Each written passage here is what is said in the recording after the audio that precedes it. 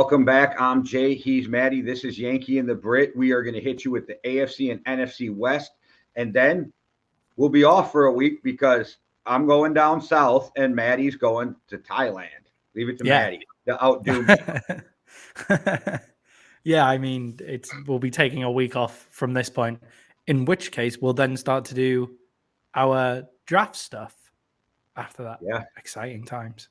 Well, quick before we get into this, because this is free agent frenzy time anyway.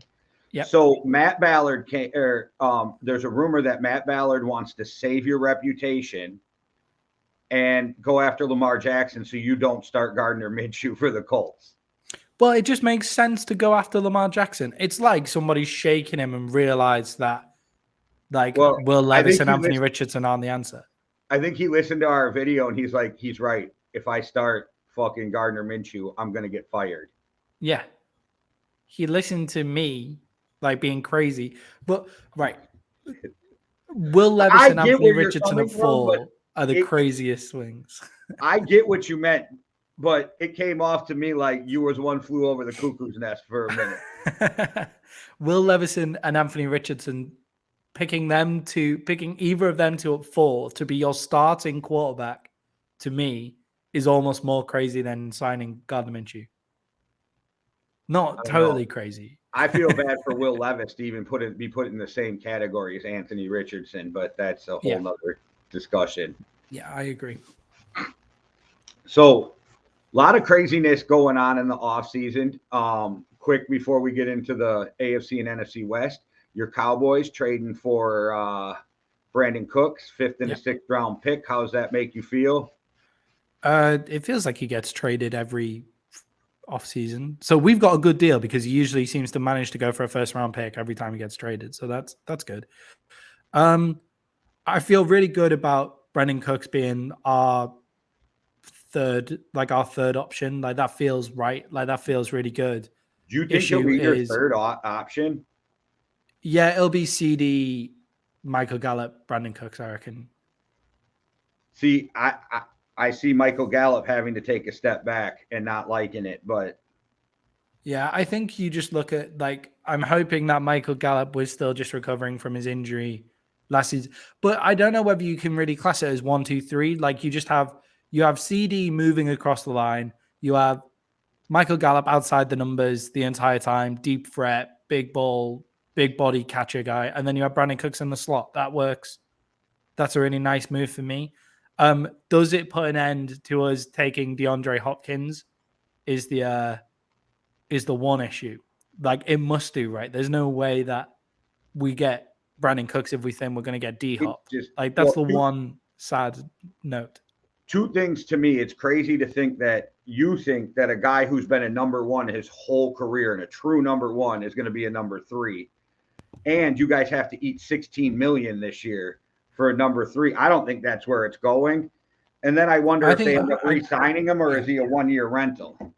Yeah, I think if you do it positionally, then you have. We still have T.Y. Hilton on the roster as well. Did you guys only sign? Did you sign him for more than just the end of last year? Yeah, let's have a look. I'm guessing that he was one of those half-a-year rental guys off the street. Yeah, that's what I was thinking. But you haven't heard anything about him in the You haven't heard anything about him at all in terms of.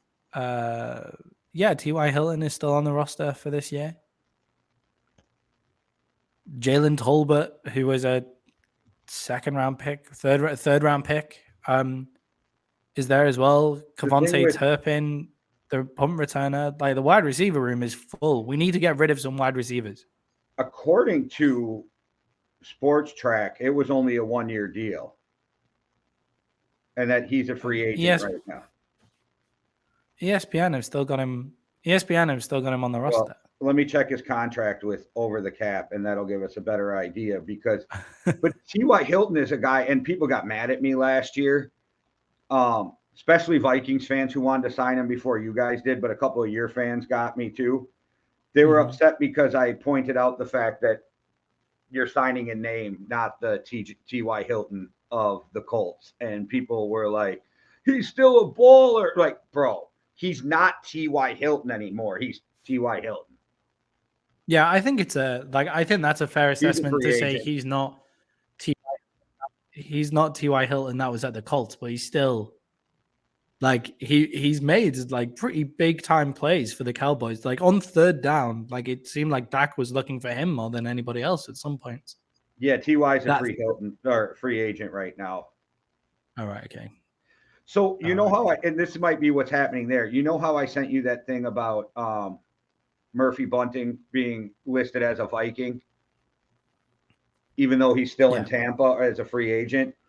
So that got changed. But I wonder if because we signed Byron Murphy, somebody screwed up Wikipedia for Murphy Yeah. Bunting. You know what I mean? And put him in as a Viking. So I just like Yeah. Definitely. Yeah. That's what it looks like. That's what looks like it happens. Look, Brandon Cook is a great like. Uh, if you have Brandon Cook as your number two, you're very happy. I think having Brandon Cook and Michael Gallup, like you could call them both number twos. They're quite different wide receivers, to be perfectly honest. Um, if you look at it more positionally rather than putting a number on it, then CD Lamb is the high percentage wide receiver, the can do a bit of everything guy. Brandon Cook's in the slot and Michael Gallup outside the numbers. Then that's a really nice wide receiver room. okay. I really like how it looks. Dak Prescott's always liked a guy like Brandon Cook. So like Brandon Cook is way better than this, but that kind of Cole Beasley, Randall Cobb, like that sort of Well, guy. that's the point that Danny Cannell was making is that he believes, and I'm not saying I agree, that Brandon Cook will be Dak's number one receiver by the end of the year. And it's going to put pressure on Jerry to make a decision if he wants to keep CD Lamb for the long haul. Yeah, I think it like And it's not because he everybody. wanted to keep Cook. The argument was if Cook can step in and take that number one, why am I going to pay CD Lamb $30 million a year? Yeah, I mean, I think everybody's going to get their fill. Like just the way that the Cowboys offense has operated for the past Do few you years, everybody's kind of filled their boots, right? do you feel like CD Lamb is worth 33 to 35 million a year? I mean the cap is shifting, so the whole market is shifting. So I would in the new cap world, I'm looking for 28 to 32. Like I'm okay But with that. you do know it's going to be more than that because JJ is going to cash in and everybody behind him is going to want Yeah. more. Yeah, and I mean, you say to them, "You're not JJ," and you see how they take it. That's why you have an agent. That's why agents are available for your agent to say, "Look, you're not JJ, so therefore, we'll probably I get a think bit less than JJ." I think Florio and a bunch of people are pushing a false narrative about agents just to help out the agents. There is so many guys in this league who have represented themselves and signed their own contracts. And when Richard Sherman signed his 3-year contract, people were like, that's a bad contract. He'll never get every dollar of it. Richard Sherman got every dollar of it. Yeah, Bobby Wagner, his own agent, never a problem. So there's a bunch of guys who have been, and a lot of rookies don't get agents anymore because you're already slotted. So you just hire a lawyer to read the fine print and you go from there. I feel like the media and the NFL is really trying to push this narrative of no agent is a bad thing. And I personally would get an agent because I don't want to do the negotiating. But if you're that guy who wants to negotiate your own career, I'm 100% for it. And what I think they should do as the NFLPA, I think the NFLPA should hire like agents, but not necessarily active ones, but like even the retired ones to help these guys who represent themselves.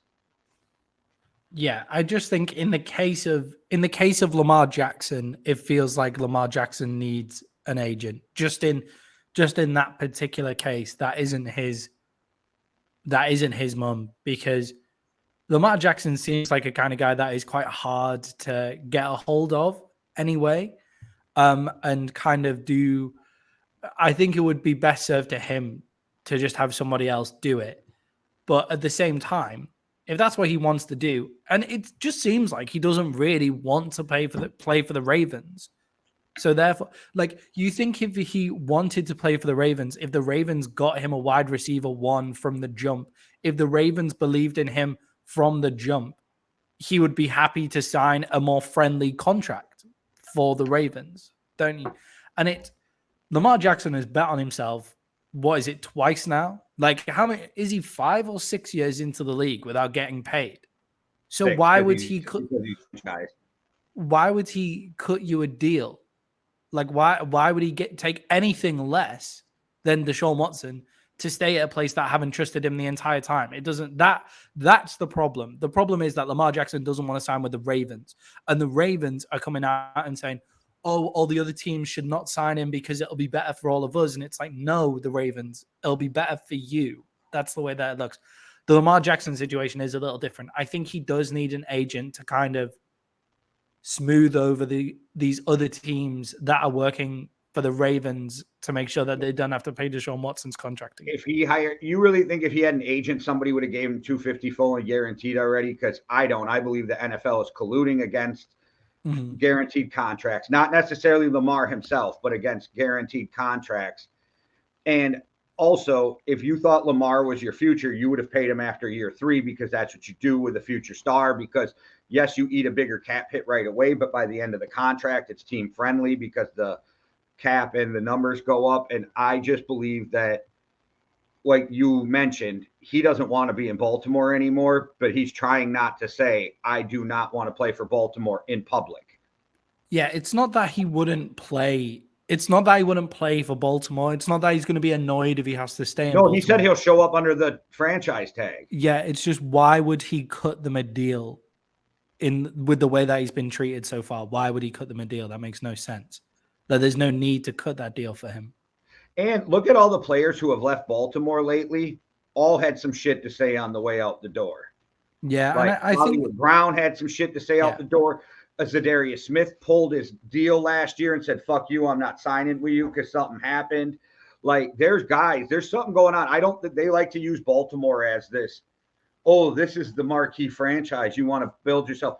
I think there's worse shit going on in Baltimore than people think, and they're not run as good as people think. I think they've run well for the NFL team. Like, they're a way of saying, recently all your players who leave talk shit about you on the way out. They're not run well for the players. They're run well for the NFL teams. Like, then it's not run well because you can't get free agents and get people to sign with you. Yeah, it started to come to that point, and it started to come to that point as they're also not winning. So, like, players will kind of let a lot more stuff go if they're winning. The reason why Tom Brady let Bill Belichick talk to him that way is because they were winning at the time. And you can say whether it was Tom Brady or Bill Belichick, but whatever it was, they were winning. So it doesn't really matter. As soon as they stop winning, Tom Brady leaves. A lot of shit is coming out of New England saying how Mac Jones doesn't get on with Bill Belichick because they're not winning. So the Baltimore Ravens are run well from the NFL team's perspective, but the NFLPA aren't going to like the Baltimore Ravens for much longer. I don't know. Chad Johnson, Chris Long, all them dudes left the Patriots with something to say. I would just say that people overlooked it because they were winning, but people knew. Like, there was a lot of guys who just said, I would never play for the Patriots because I will not be unhappy while I'm playing football. And a lot of guys said they were unhappy. Kyle Van Noy wasn't the happiest guy when he was in New England. So I think that's more of an overlook because they know, like, hey, this is my shot at a Super Bowl, so I get that. I don't think anybody goes to the Ravens. Now, they might feel like we have a chance. But, like, when you're with the Patriots back with Brady, you were like, we're going to win this fucking thing. You know what I mean? Like, it's a different feeling. And I feel like Baltimore's true colors are finally starting to show because guys are finally starting to speak up. But this happens with not just them and the Packers have proved this over and over, how classless of an organization they are when it comes to star players leaving. Like, they don't do it a good way. And I think with the new modern day player, it's not the 90s, the 80s, the 70s. These guys are going to be like, I'll take a couple million less to be somewhere where I'm happy. Yeah, I think it's also a really easy take for lazy ex-NFL players who are cashing in their check with things like Fox News and ESPN and NBC to say, oh yeah, the Baltimore Ravens are a well-run organization because they've been above average for such a long time. It's a really easy take. This is my entire problem with hiring ex-players. Now, there are ex-players who I believe are brilliant and put their own spin on the game. Greg Olson, I've come to love him. I don't know why I disliked him so much at the start. I just thought he was too over the top. But then I look back at his takes and his tape and stuff like that, and so good. But Tony Romo, love his commentary. Like Peyton Manning and Eli Manning, they do shit in their own way. They do stuff in their own way. They don't just take on takes for the sake of it. But then you look at other ex-players who are on the scene, like I struggle to get an example come to mind right now, who just repeat the same narrative every single year, like the same shit, just for saying the same shit. Like the Baltimore Ravens are a well-run organization. Well, yeah, I mean they haven't won a Super Bowl for quite a long time. They haven't been they were really good with Lamar Jackson, but didn't they go out the first, like that Lamar's MVP season? They went out the first game they played in the playoffs and things like that. And you have this whole narrative that they just spray out because it's an easy narrative and it's time to cash my check. And the reason that I'm able to be here isn't because I'm actually good at this job. It's because I'm an ex-player who used to be good at that job. So Marcus Spears. Yeah. Marcus Spears, 100. Now, and in a different way, Cowboy. Dan Orlovsky, who just says crazy shit on purpose. Yeah, I mean, I'm not as against people saying crazy shit on purpose, because at least it makes you think. It makes you take on a different perspective, and then coming down from there. I need to believe it is my only problem. I need to believe that you believe it, even if I think you're crazy, and I don't believe that Dan Orlovsky believes half the shit that comes out of his mouth. I guess that's where and I like Dan, but I just don't believe he believes some of the shit he says. Yeah. So like this narrative that the Baltimore Ravens are a well-run organization, like I think they're a well-run organization. They've been above average in playoff contenders for a really long time in a difficult division, but they're a good organization for the NFL. They're not a good organization for NFL players, and they haven't been for a while. And on top of that, it's becoming now more important to be happy rather than win, because it's being shown if you're happy, you're more likely to play better. Like the Chiefs looks like a happy organization, right? Like everybody in the Chiefs building seems pretty happy. And does winning bring happiness? Yeah, I guess so. But also at the same time, like their happiness brings about winning. Like it's about how you feel. It goes into how you play.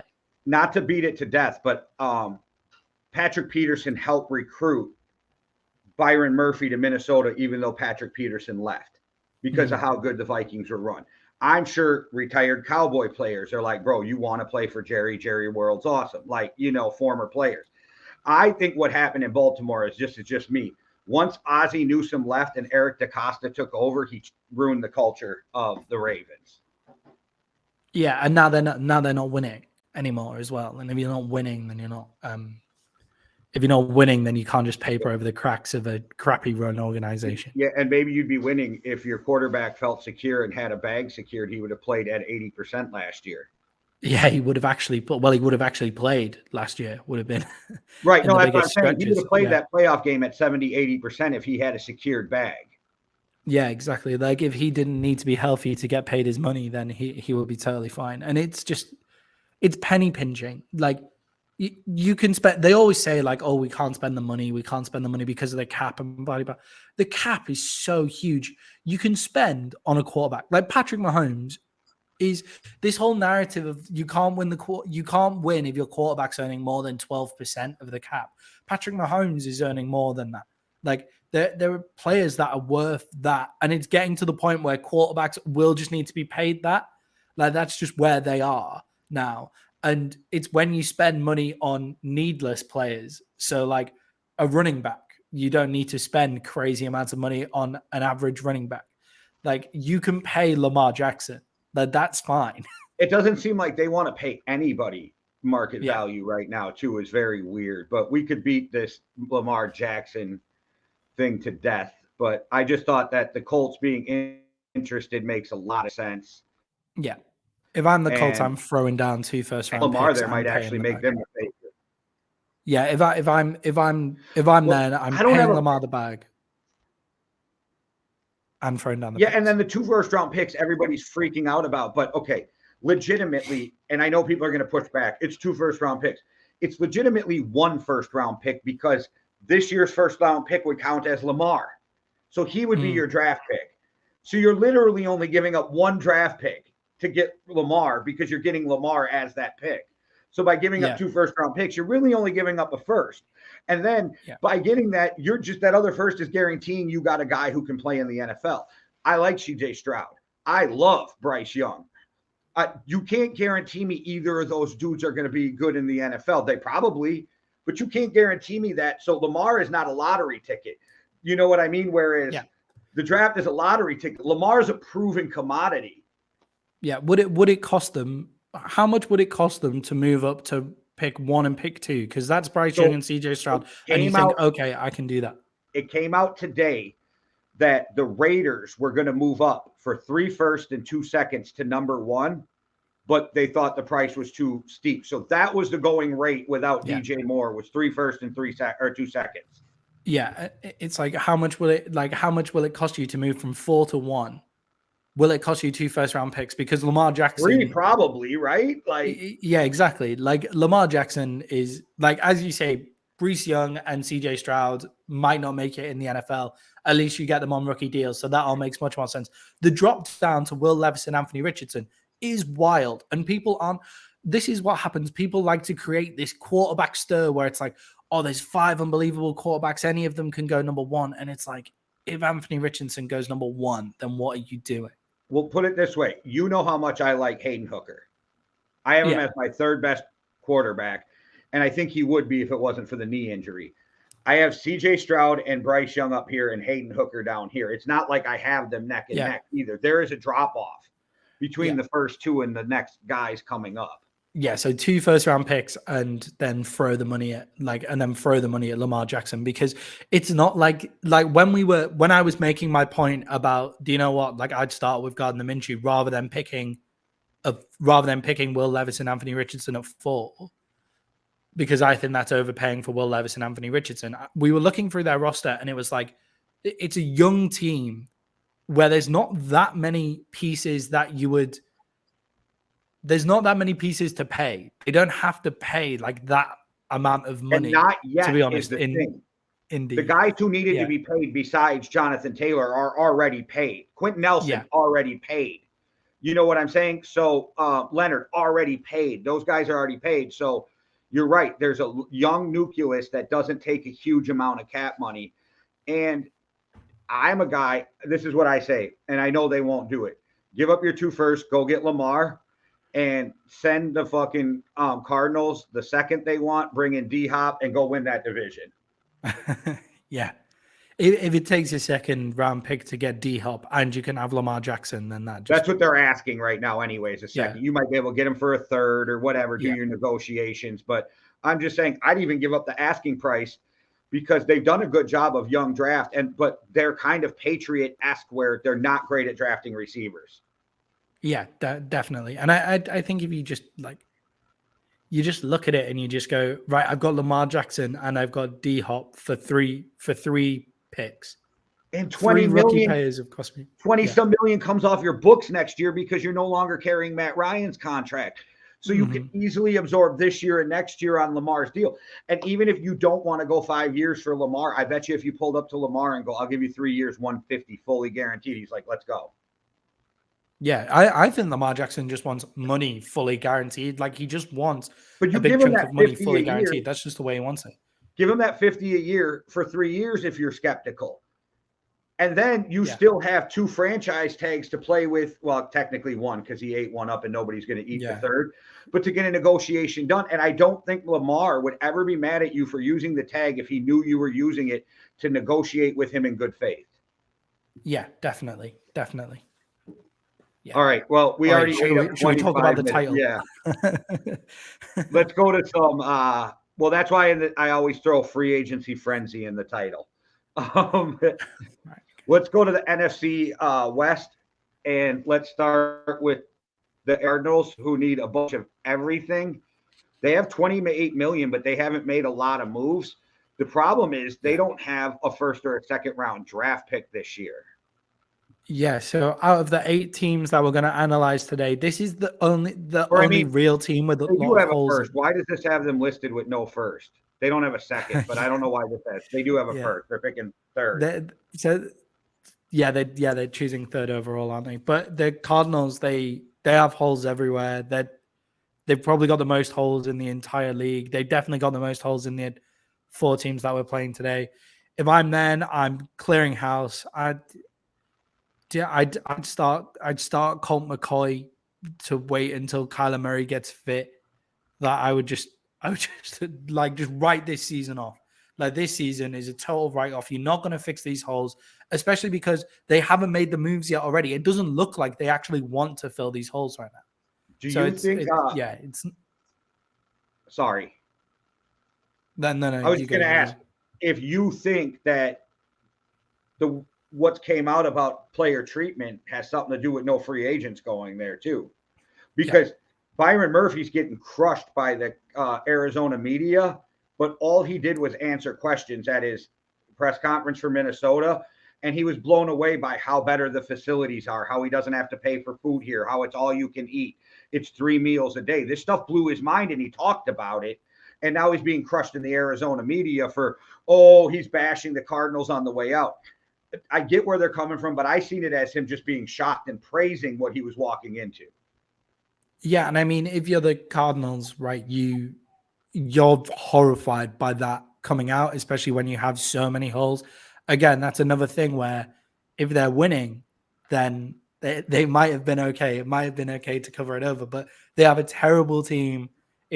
There's so many holes everywhere. I have them needing full replacement on the offensive line. I was going there. Yeah, they need to just redo the offensive line entirely. They also need an edge, a cornerback, a linebacker, and a running back. And their quarterback is going to be injured for most of the season. So what's the point? It's just funny because I have guard, center, tackle, edge, corner, linebacker, running back. So we were on the same page. Yeah. They just need a whole offensive line rebuild. If I'm them, I've got so many holes. I don't have a second round pick. I'm trading out of 3. How much difference is Will Anderson gonna make me, like, as the Cardinals? How much of a difference is he gonna make me? So I'm gonna go down to the Raiders. So the Raiders then jump the Colts and get their QB option. They can take the 3rd quarterback off the board to play behind Jimmy Raiders, G. Carter's probably still sitting there by the time you pick, if you're lucky. Yeah, exactly. Like, that's why you look at it. I mean, I doubt that. So then Will Anderson probably goes to Seattle before. So if you're picking at 7, so if you're the Cardinals, you say to the Raiders, give me how much do you reckon you could get? So you swap in the 1st round, you pick up a 2nd, you pick up a 3rd to trade from 3 to 7. You could probably get more than that as well if you know Vegas are going up for their quarterback. If they're going for a quarterback, you can get next year's first out of them. You can get next year's first as well. So then you trade back. You can probably take Jalen Carter. Let's have a look. Who have I got?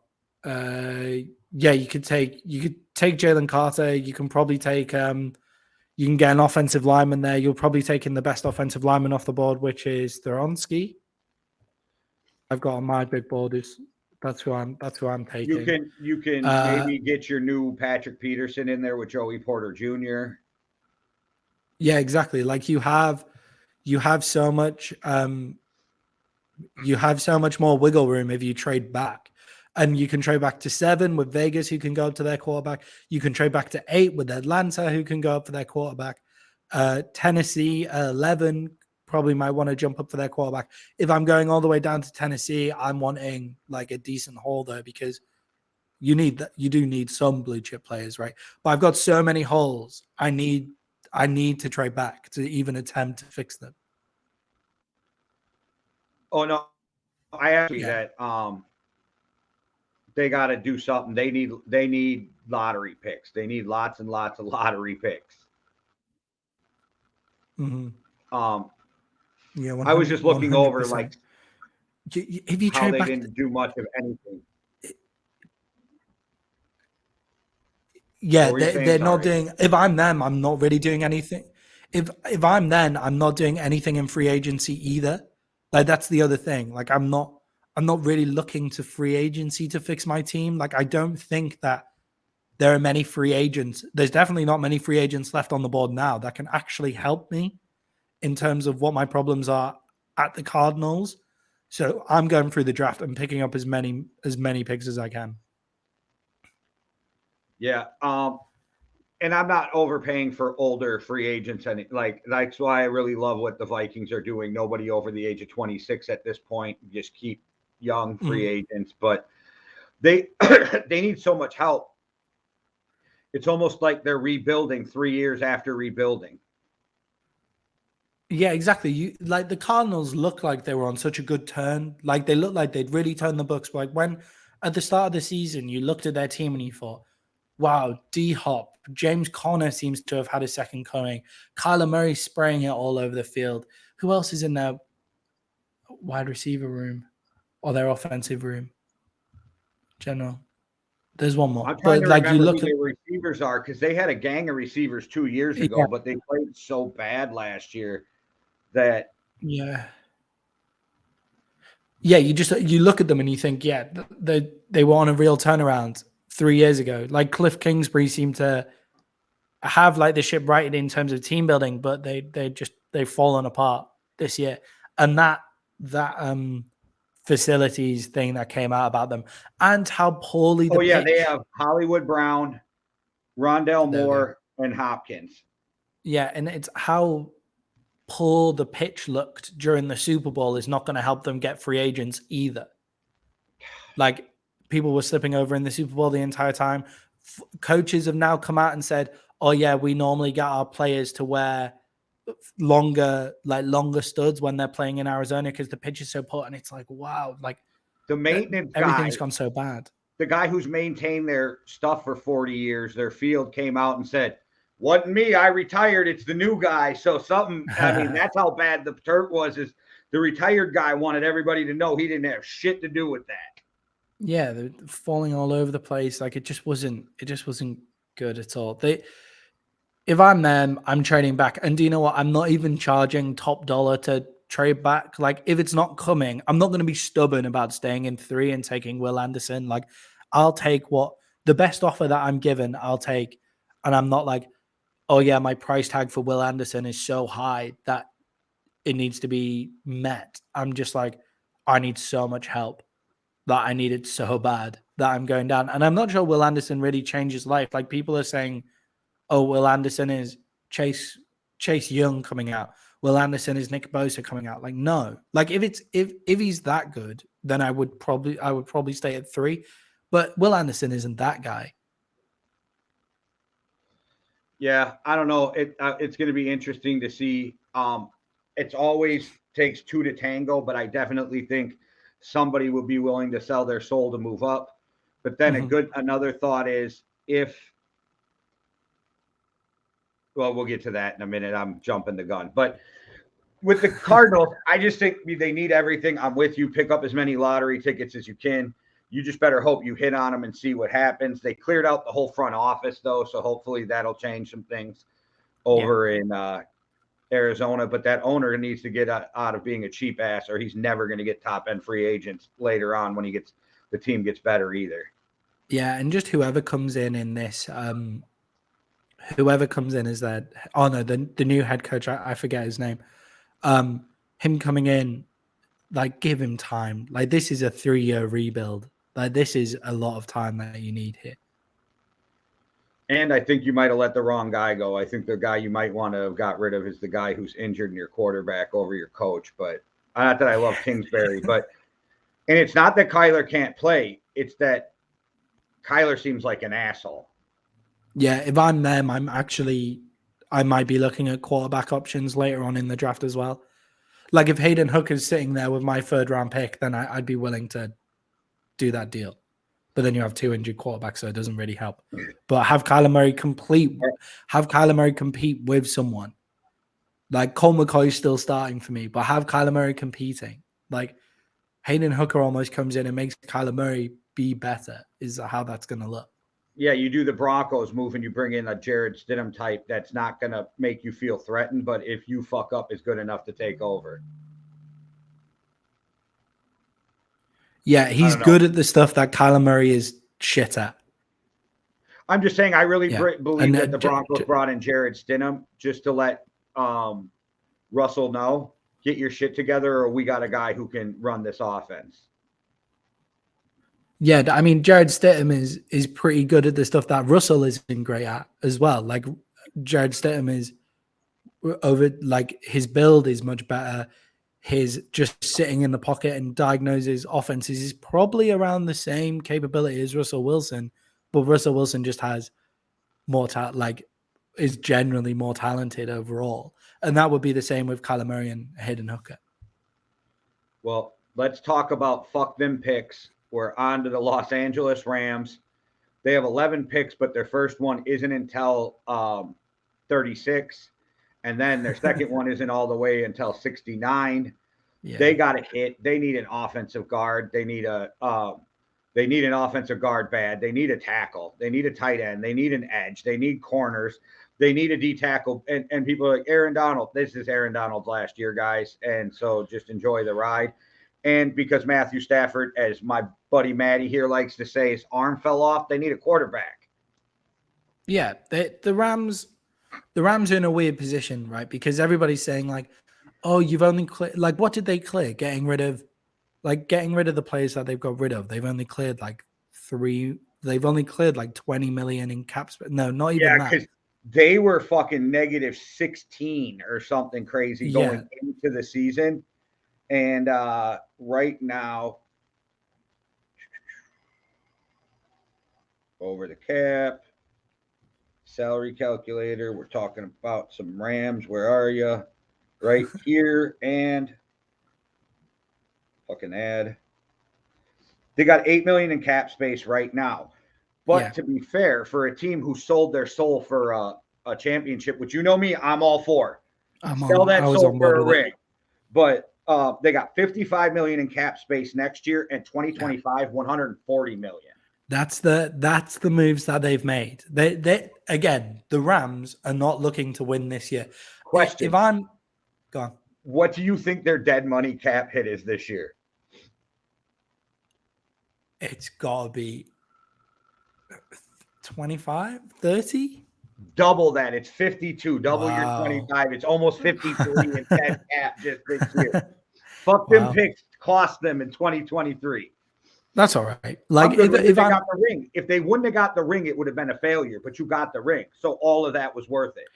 And this year, if their offensive line hadn't fallen apart, like I'm convinced, if Andrew Whitworth played this year, they wouldn't have been nearly as bad because Matthew Stafford gets destroyed in that pocket this season. So their offensive line just fell apart. That's what they need. The Rams need to build from the inside out. Especially when you've got, because if they're keeping the pillars there, so I don't think you need to draft the quarterback instantly. Like Matt Stafford is still good enough to get you through as long as he's protected.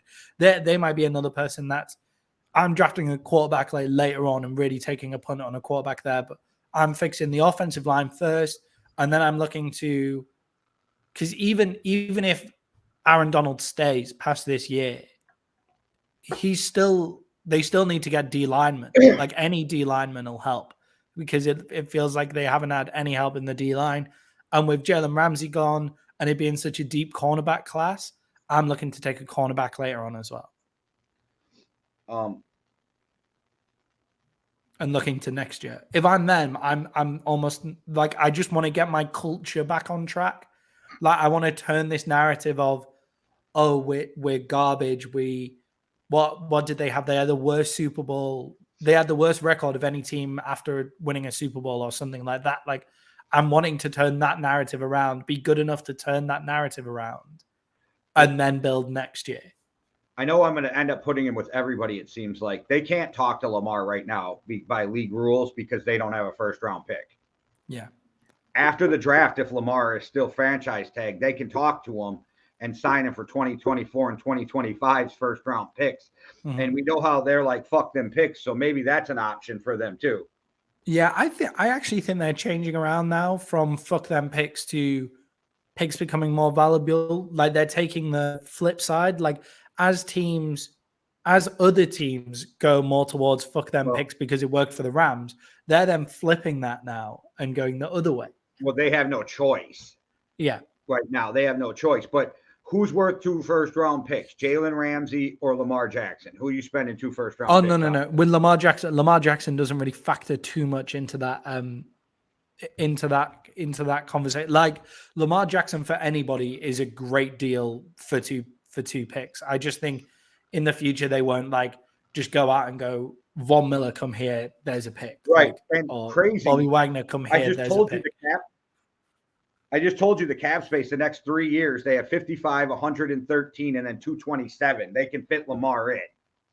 Yeah, and then the free agency class after this year, like the free agency class this year is not actually that great. Obviously, you have Aaron Rodgers, Derek Carr, like it's a decent quarterback free agency class. But in terms of blue chip players on free agency, plus they've got LA, which is a draw. They have good facilities. Sean McVay is one of the best coaches in the league. Like it shouldn't be too difficult to rebuild for them.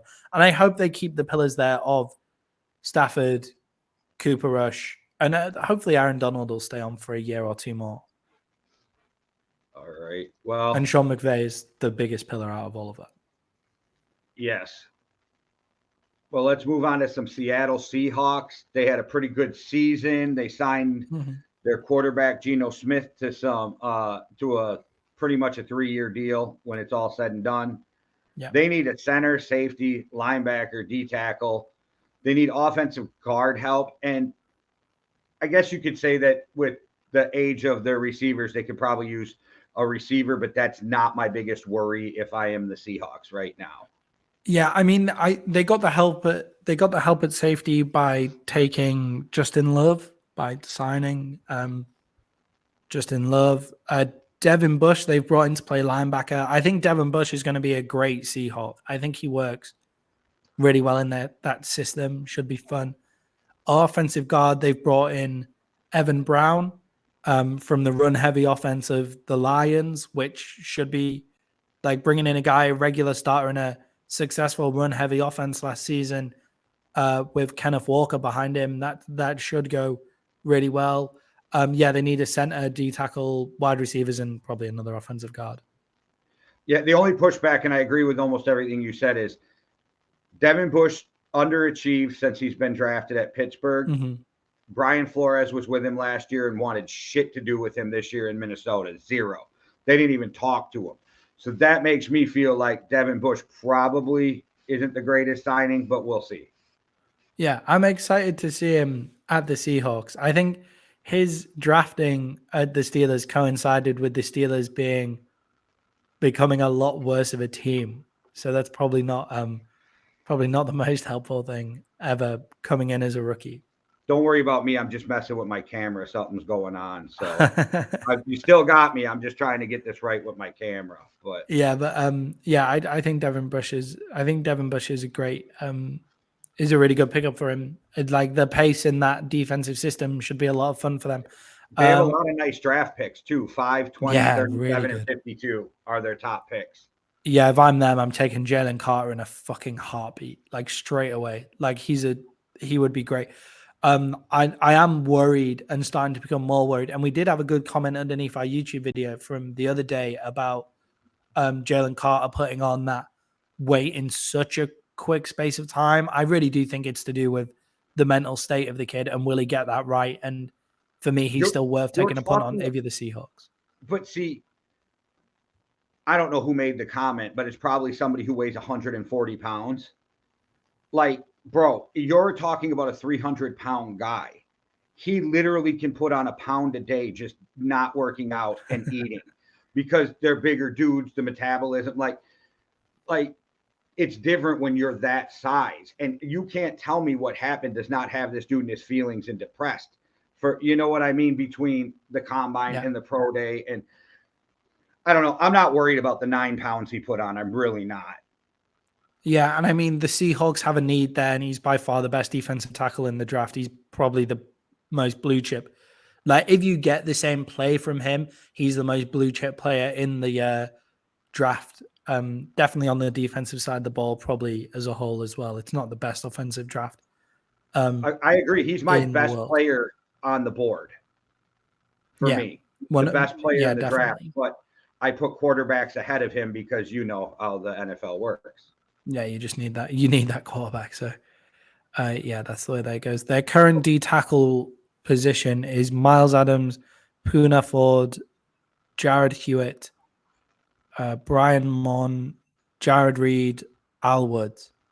So I'm putting Jalen Carter in that straight away and hoping that he gets it right. Right. Well, as we were speaking of quarterbacks, a team that I never know what to think about their quarterback situation. San Francisco's got a whole quarterbacks that okay, not exactly sure what we got here. That's what's going on in San Francisco. You got Trey Lance, you got Brock Purdy, and now you got Sam Darnold, which I actually think was a really good pickup, so you don't end up in the same position you are last year. And I could argue and beat my chest that they so fucked up by not letting Christian McCaffrey play quarterback in that game. But that's just me being an armchair quarterback. I don't think they need a lot, though. I think they could use it. They need a center. They need an offensive guard. They could use an upgrade at safety. They fixed their D tackle, and I don't even know why I would say fix, because I don't think they needed a D tackle, but some people did. They went and got Hargrave, and then I hear people saying they need a receiver. What fucking team are we watching? I don't think they need a receiver either. It's people saying like, oh, they need a receiver because they don't see that recognizable X receiver on the board. Like there isn't that on the team. There isn't that Des Bryant guy. There isn't that DK Metcalf guy. There isn't that huge dude. But they don't need it. That's not the way that this offense works. Like it's not. Yeah, exactly. Yeah, exactly. Like just because your tight end is your best receiving option there, you still have that person on the pitch. So it's it seems a bit strange. I've kind of given them no team needs. Like I don't see. Well, they just lost their guard, so you got to upgrade that. A guard. Yeah, I think a team need for me is just somewhere where I look at it and I just see a massive hole. And yeah, guard probably. Like if I'm them drafting, I'm taking a guard. That's where I'm at. A team need is figuring out the quarterback position. Sam Darnold keeps them in the season while they're waiting for everybody to get healthy. I think that Sam Darnold is a good quarterback for them. I think he's clearly smart, can diagnose his system kind of well. Like if you take the ball out of his hands and give it to Christian McCaffrey and take the throwing away, you limit those crazy plays that he sometimes does where he just throws the ball to the other team. If you take the throwing away, Sam Darnold's a great quarterback. If you limit the amount of times he's throwing. I just don't understand the argument with their wide receivers, because you can, like you were saying, but you can classify the playoff, what you were saying, you can classify them as whatever you want. But you got Ayuk, you got fucking Debo, you got Kittle, you got fucking Christian McCaffrey. They are all technically receivers at some point in the offense.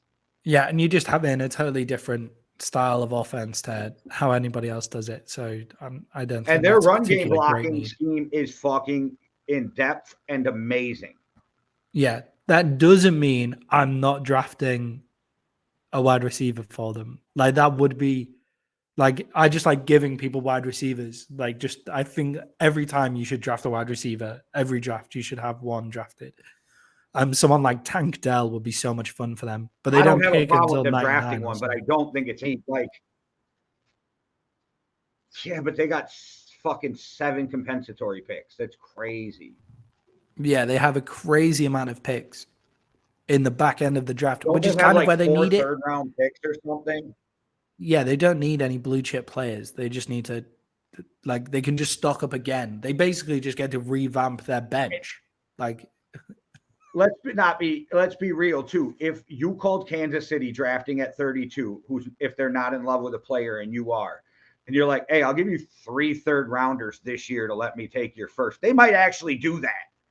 So like you got ammo. Like they got like 4 first-round or third-round draft picks plus whatever else. I'm like, for a team who drafts very, very well, because look at Kittle. What was Kittle? 6th round pick, 5th round pick? I don't remember. But like these guys aren't all blue chip high draft picks. They drafted very, very well for this team.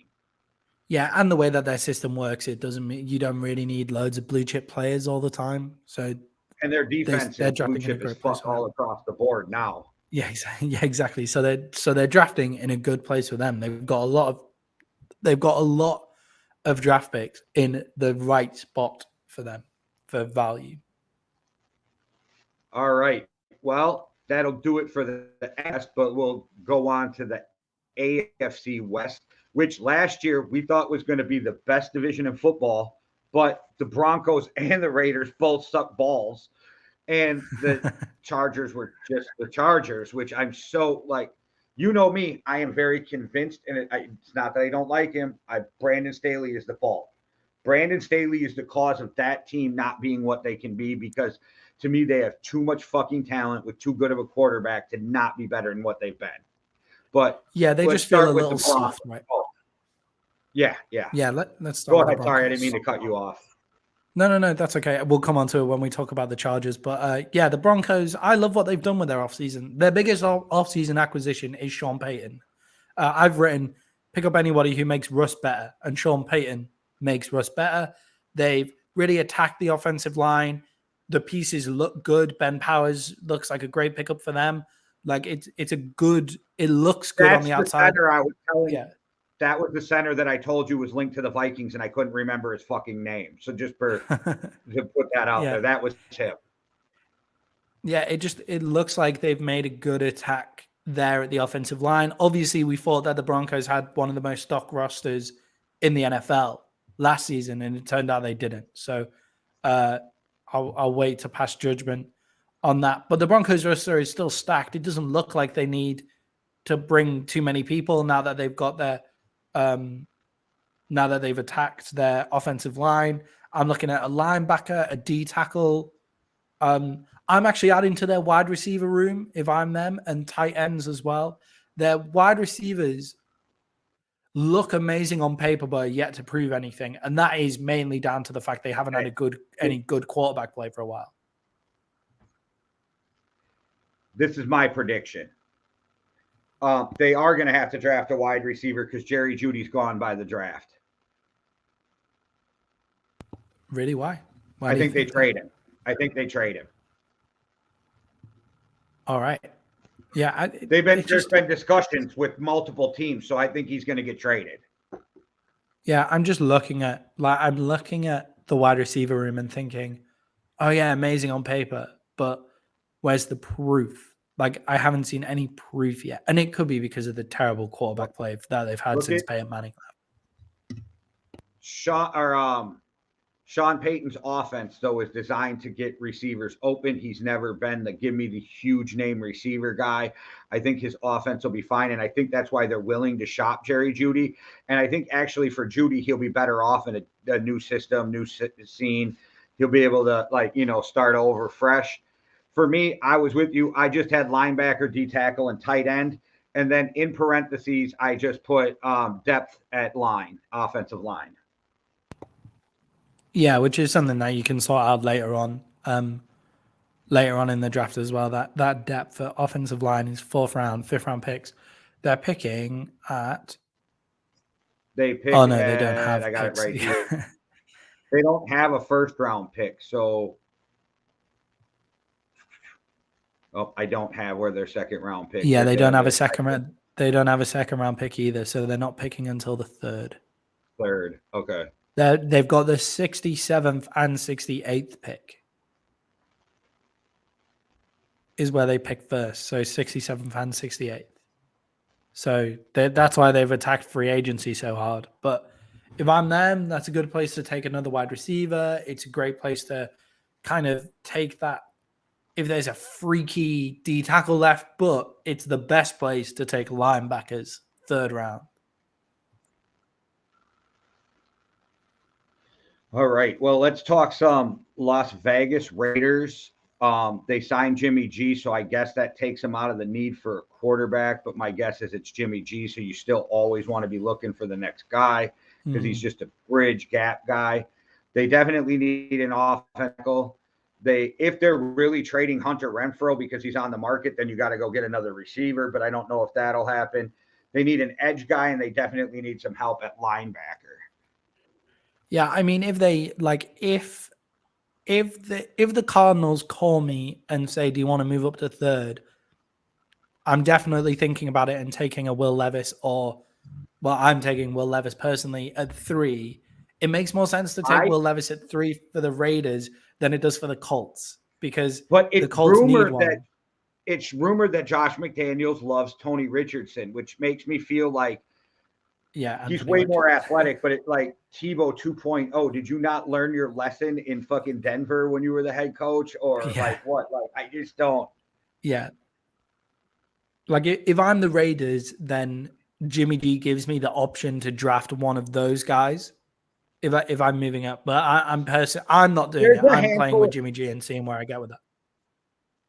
There is literally 3 or 4 guys, though, who are going to go in the 5th, 6th, and 7th round of this draft of quarterbacks who are extremely talented but did not bring it all together in college.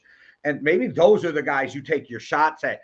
And I wouldn't even be mad at a team for taking a shot at 2 of those guys in the late rounds and putting them on your fucking team. And you know what I mean, though? And let them battle it out. One makes the roster, one makes the practice squad, that type of thing. Like, I wouldn't be upset to see a team go at, because like I said, I watched a lot of this film so far on quarterbacks and a lot of analysts. And I just I like what I see from some of these late round quarterbacks. It's just they're late round quarterbacks, but I'm all for taking your 6th and 7th round picks and just loading up on anything from 5th down. I'm okay if you want to take in a draft 3 linemen. You want to take fucking 3 wide receivers if that's what you need. Yeah. Or get you 2 quarterbacks behind Jimmy G. I don't know. That's just me. If I'm the Raiders, I'm looking to protect Jimmy G as well. Like, I need to draft an offensive tackle. It seems like they're another one of those teams that has never been able to get that position right. The Chargers are very similar, who we're going to talk about in a sec. I'm taking another wide receiver. They have picked up Jacoby Myers, who will be a good replacement for that. He's that kind of Hunter Renfrow style guy, I guess. I'm taking an edge because they have Crosby, who does everything, but he can't do it all by himself. Like, they need another guy. If they get another guy, it makes him even more effective. And I'm probably taking a linebacker again. All right. Well, let's move on to the Los Angeles Chargers, who I went on a fucking tangent with. I don't think they this is my point that I'm making that is gonna prove what I've been saying about the coach. I literally have them only needing 3 positions in this draft: offensive tackle, D tackle, and wide receiver. And I feel like, how are you not better than what you are with the offensive players you have, a good defense, and you don't even have that many needs, and you have Josh Herbert, and you can't fucking win the games you need to win? Yeah, and I mean, if you look at it, they feel too soft. Like, they just Eric Kendricks will help. They feel too soft to make it over the top. Yeah, that it just, the whole organization, the whole like sky blue, which is a weird thing to cite as the reason that their organization would be good. But I love how you went there with that. I love that connection. Yeah, you know what I mean? Like, I love their uniform. It's one of my favorite uniforms in the NFL. But when they have this problem of being soft, I can't help but see it. And it's not an effect of it at all. Like, it's not a reason that they are soft is because of it. It's just, it kind of embodies the whole organization for me. The fan recruitment from the LA Rams compared to the fan recruitment of the LA Chargers is a totally different animal as well. Like, the Chargers have had a better roster. They have the star quarterback. They have, like, Justin Herbert could be a top 5 quarterback in this league. Like, Justin Herbert has the potential to be a great quarterback, like, talked amongst some of the best quarterbacks. If he, like, obviously too young to start now, but to start doing that now, but you get to that position. Why are they finding it so difficult to recruit fans in LA, which is a huge city when the Rams, I know the Rams used to play in LA, so you have that connection and things like that. And the Rams just got a Super Bowl from that as well. But you go to their stadium and the fans are always outnumbered. Their slogan is "Bolt up." What? And then like it's just all a soft organization for me. How do you have the same exact stadium as the Rams, and the Rams get an A in treatment of family because of their family center and you get a fucking D because you're not doing, like, that's part of it too. Cheap ownership. The ownership will not rent the family room from the stadium. They won't pay the extra to rent it. Like, are you fucking kidding me? Like, this is back to the food. This is the little things. And these things are tax write-offs, you guys. Like, I don't understand how these teams aren't spending the money when you're billionaires in their tax write-offs, which blows my mind. Also, what the fuck did you do with all of this free agency money you have? You had fucking over 20 million coming in, and your biggest signings, and I love Eric Kendricks, but your biggest signings are Eric Kendricks and KJ Scott, a kicker. Yeah, and you look at it and you go, oh yeah, the cheap ownership is the problem, or it's a cuddly organization. Like, they used to be in San Diego, which is a lovely city.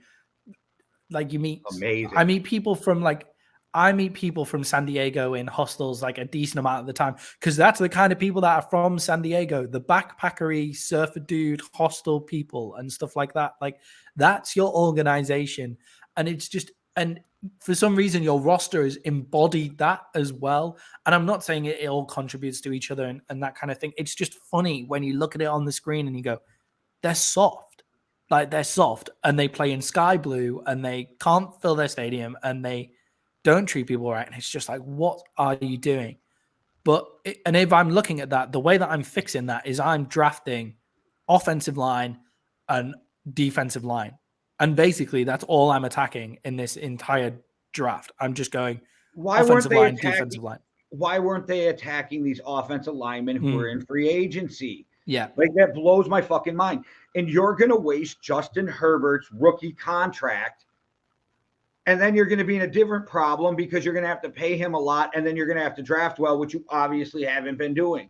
Yeah, how are you letting the Broncos get 2 offensive linemen? Like, how are you letting that happen? Like, when you also need that? It's just, it's a crazy, how are you letting the Bengals get Orlando Brown for $16 million a year, and you're not in the mix for that? Yeah, how are you letting the Chiefs get Jawan Taylor, like, and stuff like that? How are you letting all of this happen and you're not there? Like, they can offer all of those people more money. And I love the Chargers, and I love Justin Herbert, and I want them to do really well. So that's why I find them so frustrating. Were they the team in the playoff that gave up that loss to the Jags, giving up like a 17-point deficit? Like, because that just embodies the whole thing. But if and also, like, so I'm attacking offensive line, I'm attacking defensive line, and I'm going to take some wide receivers because their wide receiver room is a bit difficult with Mike Williams and Keenan Allen, 2 very similar players, not big separation guys. They need a speed wide receiver, and you can get that in this draft later on as well. Yeah, I don't know. I feel like the Chargers are the ones that are wasting talent, like, just hugely wasting talent there. But maybe they'll end up being the Packers, who wasted Aaron Rodgers and Brett Favre's talents with only 1 Super Bowl each with 2 Hall of Fame quarterbacks. But that's neither here nor there. But speaking of Hall of Fame quarterbacks, let's talk some Kansas City Chiefs. They fixed their offensive tackle and offensive line issues instantly. They could use upgrade at safety, and they probably need some more wide receiver help because they let some guys go. But they're a machine that's just going to keep on rolling and rolling. Yeah. And unlike the Chargers, they went and signed a bunch of guys in free agency. Go fucking figure. Go figure. Yeah, it's incredible that the Chiefs feel like they revamped their offensive. They've had to revamp their offensive line 3 times in 3 years, and they go into the season looking like they have an incredibly successful offensive line on paper. Like, it's crazy. And I think free agents want to go there because, by all accounts, Kansas City's a decent place to live, like a nice city. But also you have ring. Yeah, you have the ability to go for a ring because you have a future Hall of Fame quarterback who's like how many like Patrick Mahomes is only like 5 seasons into the NFL or something, 4 or 5 seasons into the NFL, and he's already going in the Hall of Fame. You also have Andy Reid, a Hall of Fame coach, and they seem to do everything right. Like, you don't hear a lot of complaints about the Chiefs. So you want to hear something crazy? Go on. Patrick Mahomes is making $40 million this year. That's not the bonus dead cap money. $40 million base salary. He's making 46, pretty much $47 million next year base salary. Next year they have $85 million in cap space. Get the fuck out of here. They're ridiculous. They're a ridiculous team, aren't they? They're just the way that they've managed to put this together. $85 million in cap space crazy. Next year. Right. I've got them having a problem at running back as well. But if you look at their running back room, I don't know how they've done this so quickly. Like, if you think back to last season, but Clyde Edwards-Helaire, Melvin Gordon III, Ronald Jones, Jerry McKinnon, and Isaiah Pacheco, who I rate really, really, really highly, and LaMichael Perny. I don't know how to say that name, but Clyde Edwards-Helaire is gone before preseason or before the regular season, and I think somebody like Leonard Fournette is on their way in to back up, to be a yin and yang to Pacheco. I think that's your future, Pacheco, and then another guy. And I think that's where you go. And you keep Jared McKinnon just because he's so versatile and he can play receiver. He picks up the blitz. He's a pro. And he played quarterback in college, so he really understands offenses and blitz pickups and that kind of thing. Yeah, what's really scary about their wide receiver room as well is they've lost Juju, which I think may be like a bit of a loss for them. But I mean, they fucking lost Tyreek Hill the year before. Like, it's not much of an issue. But yeah, you lose Juju, who seemed to be getting a good connection with Patrick Mahomes. Well, I did read that Thielen's going on a visit there. Yeah, so they're going to be in the market for wide receivers in the draft. And Andy Reid has only just started to play with Kadarius Toney. Like, Kadarius Toney is an unbelievable weapon that they can do everything with. You can do, like, he's, crazy work. Yeah, and then they've got Kelsey as well, obviously, who's just a fucking freak, and the way that he connects with Patrick Mahomes is wild. But they've just started to play around with Kadarius Toney. Like, imagine what he's going to look like next year. They're a terrifying monster. As long as you get talented guys, are you really worried about the right wide receivers with Patrick Mahomes there? Yeah, exactly. Like, and with Andy Reid drawing up the plays, like, it's just not an issue. You bring in Adam Thielen on a $5 million contract, he'd be great for Patrick Mahomes and those guys. And, like, they'll hit another speed guy in the draft, and like they're going to keep rolling. They're a fucking machine. Imagine if they pick up DeAndre Hopkins. Yeah, I just don't think they'd pay him. I just don't think that's what I don't think that's what they do. I don't, but it'd be amazing because DeAndre Hopkins wears a 5X glove. 5X glove. Yeah. JJ Watt. If I'm D-Hop, I'm going there and winning my ring. Well, JJ Watt said on Pat McAfee this week, DeAndre Hopkins has the biggest hands he's ever seen in his life. That's a statement from a guy like JJ Watt. Yeah, definitely. If I'm D-Hop though, if I'm D-Hop, I'd go to the Chiefs for like what, $5 million in a heartbeat. I'd go do it, win my ring, and then come back. He said he'd take less money to go to the Cowboys, but now that's not going to happen. So it could still happen. Do you think Jerry's going to give up? But it could. You think Jerry's going to give up a second-round pick after just giving up a 4th and a 5th for Brandon Cook? I don't think so. And then you don't have enough. Jerry does love the draft. And then you don't have enough footballs to go around. Somebody's going to be pissed off. You bring in D-Hop, you don't think CeeDee Lamb's going to be like, what the fuck? Yeah, I mean, like I don't know whether it be CD. I think Michael Gallup would be the what the fuck guy because he's the guy he's the guy that's left out. If DeAndre Hopkins comes, Yeah, he's but the guy CeeDee that's left Lamb's out. playing right now to try to make himself 35 million. You start cutting into his fucking, you know what I mean? Because it's Yeah, still a business at the end of the day. And you start cutting into his stats. Now it makes him look like he's worth less money. And yeah, I don't know. It's weird when it comes to that many footballs, you know, or getting that yeah, many shots in basketball because it's not always about having the best players. As Herb Brooks once said, I'm not looking for the best players. I'm looking for the right ones. yeah. I'm now thinking of the Chiefs and thinking of the Eagles and thinking that this might be one of the easiest, like this might be one of the two most likely teams to run it straight back to a Super Bowl. Like normally after a Super Bowl, you've not got any draft capital, you've not got any cap space left. Like it becomes and there's a reason why it's difficult to win back-to-back championships in the NFL or get to back-to-back Super Bowls in the NFL. And Chiefs, the Eagles have a crazy amount of draft capital, and the Chiefs have a decent amount of draft capital, well, a cap decent space is amount of where, cap space, and not many holes. So, yeah, this could be well, the year that we see. it proves your, like what I was saying about the reason I pointed out Patrick Mahomes' contract was to prove your point, though. Like, Yeah, they're all like, you can't have a quarterback making 15% of your fucking cap space. And it's it's like, bro, 12. Yeah. you can't. Well, the big argument is before this year, no quarterback's ever taken up 15% and won a Super Bowl. Right. Okay. That number just goes up and up like every fucking time now. But it just happened this The year. league We is just different. watched a guy take up 17% and win a Super Yeah. Bowl. The league is so different, like from where it's ever been. It's a different league. It's a different era. It's why you don't compare eras. There's one other sport where I would compare eras even less than now, and it's the NBA. Like just because of how different the sports become.